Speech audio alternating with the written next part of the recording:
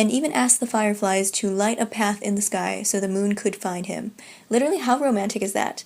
That's how you court a lover. Hi everybody, welcome back to my channel. My name is Leanna if you're new, and welcome to episode 18 of Makeup and Mythology, a series I'm doing on my channel where I do my makeup and also tell you an ancient myth. So last week we covered the legend of the white snake, one of my favorite Chinese legends growing up. It was a story of a particular white snake who cultivated into a human, and it's a good one, so check that out if you feel so inclined. So this week we are going to be covering Libulan, the Filipino god of the moon and homosexuality. Shout out to one of my viewers, Jolyn, for suggesting this one. Sorry if I'm pronouncing your name wrong. So yeah, just a reminder that I do take suggestions, and if you have any, leave them down below. So I think it's interesting that a lot of different cultures have a god or goddess of the moon in their mythology. I mean, big glowing ball in the night sky, why wouldn't you associate that with the gods? So before we get started with the myth itself, I thought I would talk a little bit about history. So as you may or may not know, the Philippines were colonized by Spain in the 1500s, and prior to Spanish colonization, the Philippines was a polytheistic nation, meaning that they had multiple gods. With Spanish colonization came Christianity and Catholicism,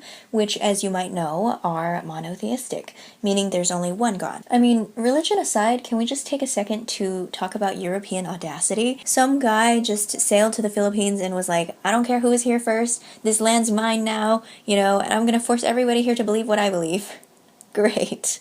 Just great. And then hundreds of years later, we were all forced to learn about it in our history classes. I'm kind of just realizing how Eurocentric our history classes were, which is interesting. Anyway, there were loads of different tribes and regions of the Philippines, and in different tribes and regions there were different deities. And similar to how it was done in a lot of ancient cultures, myths were passed down orally. The god that we're focusing on for today's episode, Libulan, is from the Visayas, or the Visayan Islands, one of the three main island groups of the Philippines. So, this is his story. Before Libulan, there was Kaptan, the sky god, and he was the father of Lihangin, the god of the wind. There was also Magwayan, the primordial goddess of the sea and water, and her daughter was Lidagat, who was goddess of the sea as well. And with the permission of their parents, Lidagat and Lihangin got married and raised 4 kids. The strong and brave Likalibutan, who had a body made of rock, the always happy Liadlaw,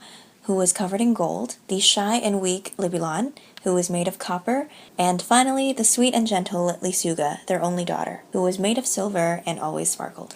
For a long time the family was happy, but after some time Lihangin and Lidagat passed away. Now Likalibutan, the eldest son who was made of rock, was Lihangin's favorite. So when Lihangin was on his deathbed, he gave Likalibutan his powers to control the winds. The rock deity worked hard to master his new powers, and grew to become very ambitious and very greedy for even more power. So he hatched a plan to attack the sky world to seize control from his grandfather, Kaptan, the sky god. You give a dude some wind powers and suddenly he thinks he can take over the world. Now, Likalibutan actually managed to convince his brothers Liadlaw and Libulan to join him in his attack. Not because they really wanted to, but because he was their big brother and they were really scared of him, so they had no choice but to go along with it. And so the 3 brothers went up to the sky world and blew up the front gates. Kaptan, of course, was outraged, and immediately threw 3 lightning bolts to his traitorous grandsons. Both Liadlaw and Libulan, who were made of gold and copper respectively,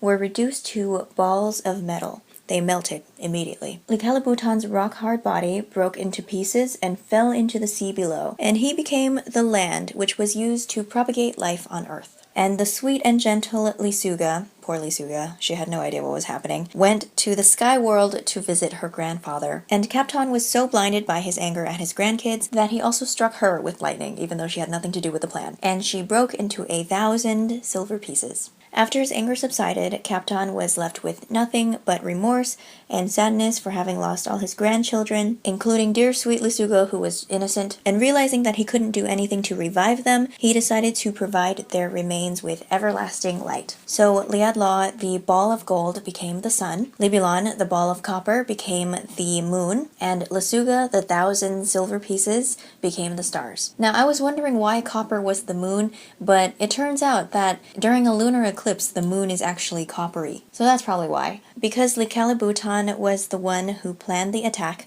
and the most traitorous one of all, he wasn't given a place in the celestial heavens like his siblings were. Now, zooming in on Libylon, that creation myth was just one version of how Libylon came to be, but another goes like this. There once was a god, Bathala. Bathala actually created not one, but 7 moons to illuminate the earth, and each moon was a different deity. Of course, one of these moons was Libylon. Now, these moons were gorgeous, big, smooth, shiny balls of light. The people on Earth were obsessed, completely and utterly mesmerized. I mean, how could they not be? There was also a particular dragon that grew rather enamored with the moons and wanted to have them all for himself. This dragon was the Bakunawa, a huge serpent-like creature that coiled around the earth and ruled the oceans. And that's not all. As I mentioned at the beginning of this video, Libylon is also considered the god of homosexuality. And that is because there is a rather famous love story involving him and another god. The god of death, Sidapa, was also completely enamored by the 7 moons. He asked birds and mermaids to serenade them, ordered flowers to make sweet perfumes that reached the skies, and even asked the fireflies to light a path in the sky so the moon could find him. Literally, how romantic is that? That's how you court a lover. My standards just went up. So one of the moon gods, Libylon, actually came down this firefly path to meet Sidapa, who showered him with love and gifts. And they fell in love. Meanwhile, the Bakunawa was engulfed with rage, or greed, or hunger, or jealousy, or something, and decided he would swallow the moons one by one as he yearned to possess them all. He didn't just want to look at them in the night sky, he wanted to eat them so that they were inside of him. Day after day, he rose again and again from the waters to swallow the moons one by one, and eventually only one was left. I think it's understood that this one was Libylon. In the story with Sidapa in it, the Bakunawa attacked all at once, and it was actually Sidapa that managed to save Libylon and only Libylon, and afterwards they lived happily ever after as husbands. In a different version of the story without the god of death in it, the people on Earth realized that they needed to protect their last remaining moon, and so what they did was scream, play music, bang on drums as loud as they could to wake Bathala, the creator god, to witness the dragon coming to eat the last moon. So Bathala came and he was like, holy shit, there's only one moon left. What happened? And at this point there are some different ways this story is told.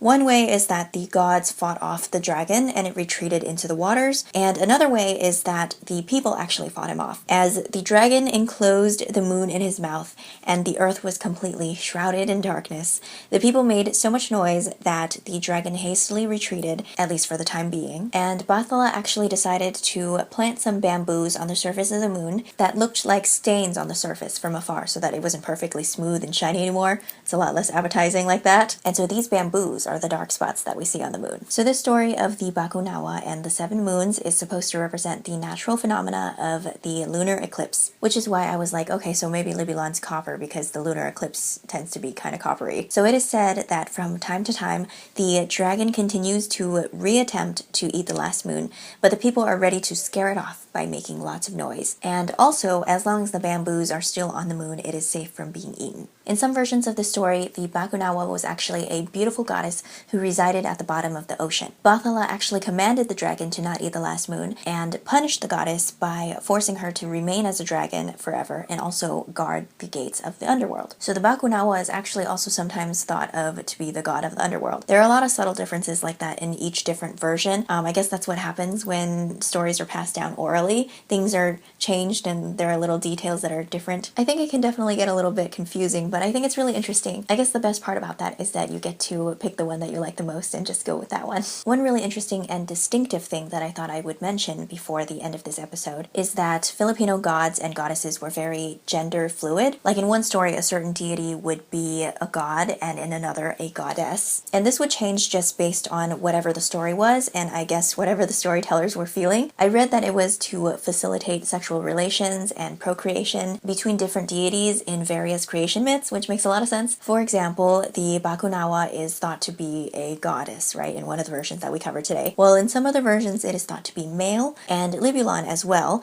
although generally considered to be male, is considered to be part of the 7 sisters, which is what people called the 7 moons. Also, Magwayan, the primordial goddess of the sea that I mentioned near the beginning of this episode, is sometimes thought to be a male god. So there you go. When I was doing research for this episode, I found a lot of articles that talked about how the ancient Philippines didn't really focus focus on or judge people based on their sexuality or gender, and everything was very, very fluid. And hearing about this, we might be inclined to think, wow, you know, they were so progressive for their time. But this just makes me think back to my Sekhmet episode, which was episode 10, I believe, where I talked about how sex and orgasms were seen as sacred to the ancient Egyptians that lived by the Nile River. But in modern times, at least in places touched by Christianity, it is kind of seen as taboo to talk about those things, at least so openly. And so in this case, the only reason the acceptance of homosexuality and gender fluidity in these ancient times seems progressive is because of colonization and Christian influence, even though it was just normal